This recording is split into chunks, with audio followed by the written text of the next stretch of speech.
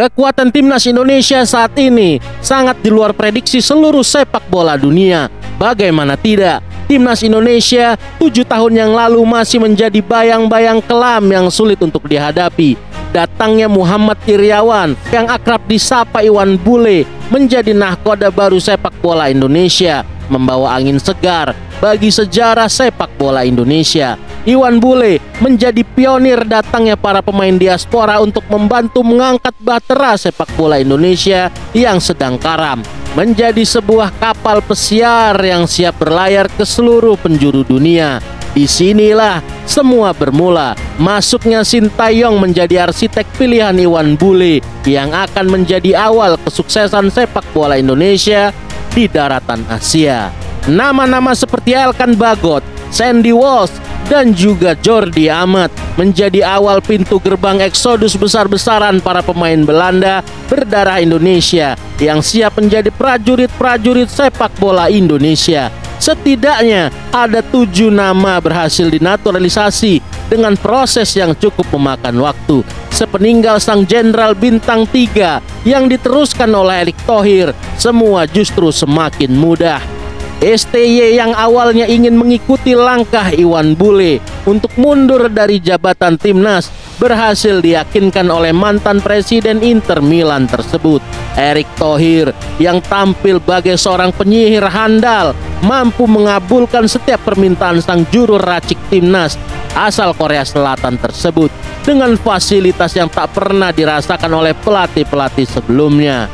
Dahaga sepak bola yang begitu lama dialami oleh seluruh pecinta sepak bola tanah air juga dirasakan oleh pemerintah pusat.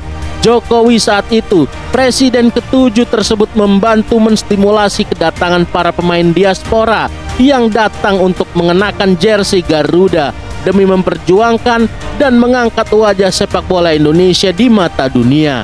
Pemain-pemain mewah sekali berjahit Zes, Ragnar Oratmangun, dan juga Justin Hubner menjadi awal datangnya pemain-pemain era Erick Thohir. Puncaknya adalah ketika mimpi ST untuk menyandingkan Izes, Kevin Dix, dan juga Mads Hilgers akhirnya kesampaian juga di tangan Erick Thohir. Bagaimana tidak dianggap penyihir 3 pemain bintang Eropa yang sangat dirasa tidak mungkin bisa didatangkan ke tanah air oleh supporter Indonesia. Di tangan sang penyihir dengan mudah 3 pemain ini mau untuk mengabdikan diri kepada tanah air, tanah leluhur mereka, Indonesia. Padahal kesempatan mereka untuk bergabung ke timnas Belanda juga sangat besar mengingat usia mereka yang masih sangat muda. Tentu kesempatan itu masih terbuka lebar. Bahkan legenda Manchester United Robin van Persie sampai bingung tak percaya melihat Mads Hilgers justru memilih merah putih dibandingkan negara kincir angin tersebut. Ronald Koeman bahkan sampai memagari para pemain potensial takut bibit-bibit unggul Belanda disabet lagi oleh Erick Thohir. Para pemain seperti Ian Maatsen, Milan Manhoef dipanggil oleh mantan pelatih Barcelona ini. Meski entah untuk apa, padahal dimainkan juga tidak pernah.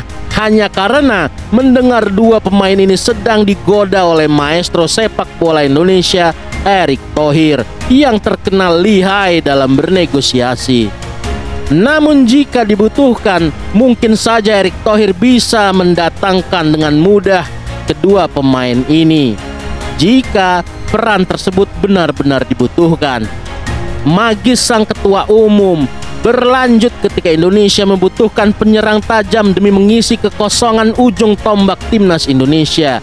Ole Romeni, striker berbahaya milik Utrecht, dengan senang hati memenuhi panggilan timnas, menyerahkan jiwa dan raganya demi tanah air Indonesia.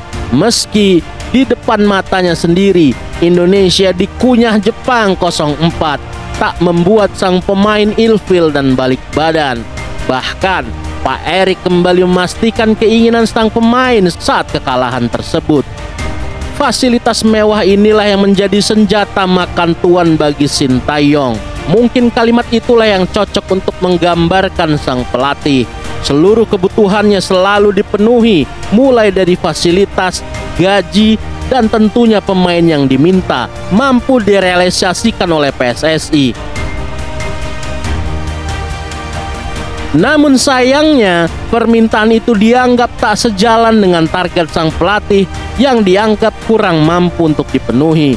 STY dianggap gagal di Piala AFF dan kekalahan saat di Cina menjadi alasan tragis sang pelatih untuk tidak terhindar dari pemecatan. Terlebih lagi, isu konflik internal yang terjadi di dalam tubuh timnas seperti Mads Hilgers dan Eliano Riders yang berkonflik dengan sang pelatih menjadi alasan terdepaknya STY dari kursi kepelatihan.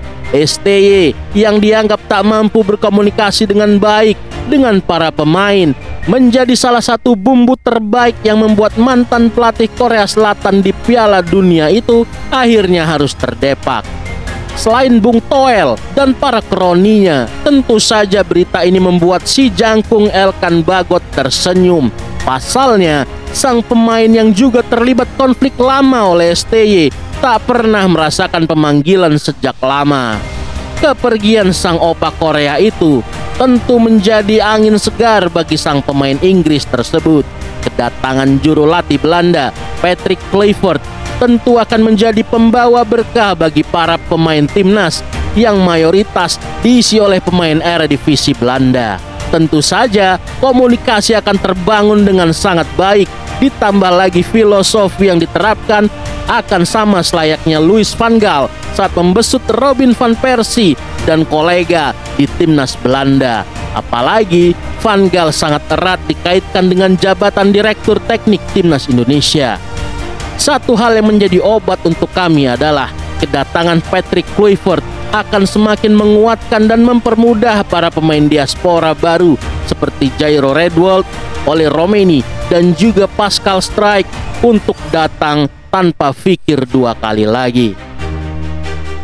Jadi, akan ada obat bagi sebuah kepergian, akan ada wajah baru saat kita kehilangan, dan satu hal bagi kita adalah datang dan pergi. Hal itu akan selalu terjadi, tetapi satu yang tak akan pergi, darah kita untuk timnas Indonesia.